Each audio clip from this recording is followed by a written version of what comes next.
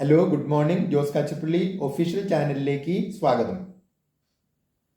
എന്തുകൊണ്ടാണ് സമ്പത്തുണ്ടാക്കാനുള്ള മനുഷ്യരുടെ പരിശ്രമങ്ങൾ വേണ്ട രീതിയിൽ ഫലവത്താകാതെ പോകുന്നത്?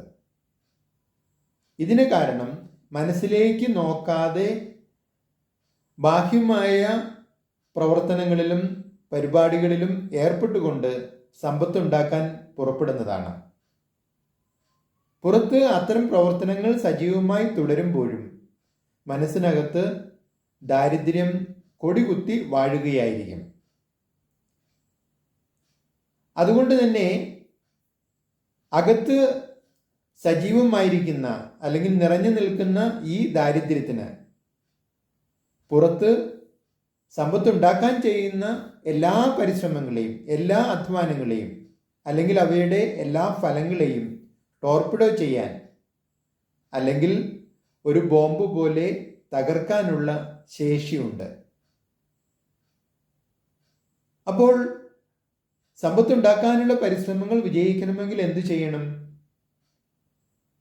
അത് വിജയിക്കണമെന്നുണ്ടെങ്കിൽ ആദ്യമേ മനസ്സിലേക്ക് പോകണം. മനസ്സിൽ പോയി അവിടെ കൊടികുത്തി വാഴുന്ന ദാരിദ്ര്യത്തെ ഒരു പൊട്ടുപോലും അവശേഷിക്കാതെ മുഴുവനും പുറത്ത് കളഞ്ഞ് പുറത്താക്കി പടിയടച്ച് പിണ്ടം വയ്ക്കണം.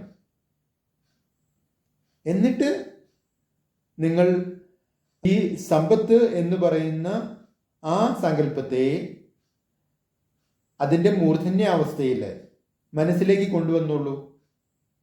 അവിടെ അതിനെ പ്രതിഷ്ഠിച്ചോളൂ.